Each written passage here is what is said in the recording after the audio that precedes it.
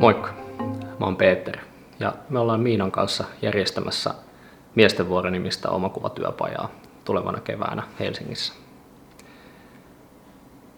Omakuvatyöskentelyn avulla on mahdollista pohtia omaa minuutta, omaa elämää, sisäistä maailmaa kokonaisvaltaisesti ja hyvässä arvostavassa seurassa.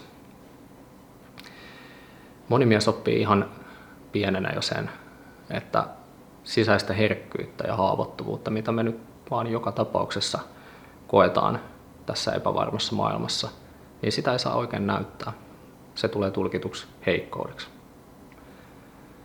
Vanhan kansan viisaudet tällainen lainausmerkeissä, kuten pojat ei itke tai täytyy olla kova, että pärjää, on ehkä tehnyt meille karhunpalveluksen. Tähän vielä kun liitetään meitä jokaista ihmistä koskevat yhteiskunnan paineet, toiveet ja odotukset, mitä meillä on jokaisessa meidän roolissa, niin voi olla aika nopeasti sellaisessa tilanteessa, jossa elämä rupeaa muodostumaan ulkokohtaiseksi suorittamiseksi, jossa ei enää ole niin kytköksissä siihen, että mihin suuntaan mä oikeastaan haluan tässä kulkea, kuka mä oikeastaan syvimmillään oon. Ja vähintään, että se tuntuu, että se ei tule oikein näkyväksi ihmisille. Mutta ehkä niiden jalkoihin voi sitten jäädä myös sekin, että kuka mä oikeastaan haluan olla. Kenelle mä tätä kaikkea teen? Onko se mennyt suorittamiseksi? Onko mä kurottautunut semmoista elämää ja minuutta kohti, joka tekee mulle järkeä? Voinko mä sanoa, että mä rakastan itseäni? Tämän kaltaisiin kysymyksiin ja paljon moniin muihinkin niin on tosi paljon hyviä työkaluja, mitä omakuvatyöskentely voi antaa. Omakuvatyöskentelyssä työskennellään sekä jo olemassa olevien valokuvien, mutta myös vartavasten työskentelyn kautta muodostettuihin ja otettuihin uusiin valokuviin. Niiden kanssa luoden kuvallisia tarinoita, joissa on semmoista todistusvoimaa ja voimaa ylipäätänsäkin tehdä se sisäinen maailma näkyväksi.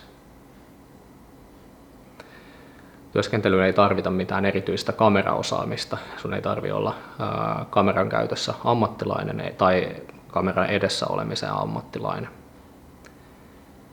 Kaikki tekee sitä omalla tyylillään ja keskeisintä ei ole ne valokuvat, vaan se kokemus, mikä siitä tulee, kun yhdessä arvostaen ollaan sen sisäisen maailman äärellä. Haluaisin kannustaa sinua tosi voimakkaasti tulemaan mukaan. Tästä tulee upea juttu. Lämpimästi tervetuloa.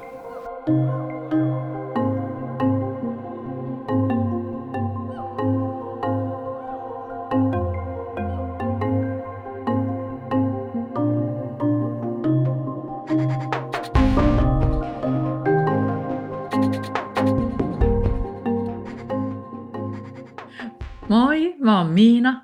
Mä oon ton Peterin työpari ja oon voimauttuvan valokuvan menetelmän kehittäjä. Ja tää on tämmönen pitkä, monen vuosikymmenen takaa alkunsa saanut työskentelytapa, jossa käännetään sitä valokuvaamisen tavallista valtadynamiikkaa toisinpäin niin, että se kuvassa oleva ihminen onkin itse asiassa se, joka kertoo sitä omaa tarinaansa. Ja se valokuvaaminen itse asiassa on semmoinen luova prosessi, jossa jokainen ryhmän osallistuja vuorollaan saa tulla nähdyksi semmoisella tavalla, joka on itselle merkityksellistä. Ja niiden kuvien ääressä tutkitaan oman minuuden erilaisia puolia, niitä asioita, joita itsen sisällä ehkä on, jotka ei saa tarpeeksi tilaa siinä, miten tulee nähdyksi toisten ihmisten silmissä ja ehkä itselleenkin. Ja ne valokuvat auttaa ikään kuin havaitsemaan semmoista omaa sisäistä puhetta, kuin paljon siinä on sellaista ankaraa jotenkin sieltä meidän ulkopuolelta siitä kasvutarinasta ja jotenkin tämän yhteiskunnan ja kulttuurin kaikista odotuksista tulevaa sellaista painetta siitä, minkälainen pitäisi olla ja semmoista ikään kuin aika julmaakin tapaa katsoa itseä.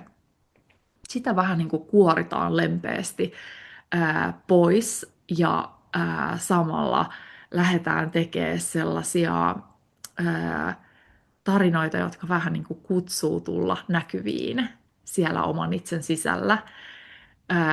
Ja niitä voi olla paljon. Siellä sisällä voi olla yksinäisyyden tunnetta tai jonkun oman tietyn persoonan puolen jotenkin semmoista toteutumattomuutta tai tarvetta vähän niin kuin päivittää, että missä mä oon tässä kohtaa elämää, kun mä oon tullut jo aika pitkän matkan sieltä jostain kauempaa. Ja niin kuin, mihin mä oon menossa, mikä on mulle arvokasta, miten mä haluan elää.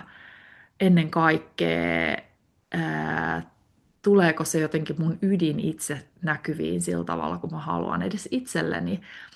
Ja valokuvat on mahtavia siinä, että niihin liittyy myös se meidän koko eletty elämä, sen ihmissuhteet, kasvutarina. Niistä kuvista voi löytää jopa sen pienen pojan, joka sä silloin joskus olit. Ja niissä kuvissa on semmoinen hieno asia myös, että ne on otettu alun perin sen takia, että joku on sillä hetkellä rakastanut sua ja ajatellut, että sä oot maailman sulosin ja ihanin pieni poika.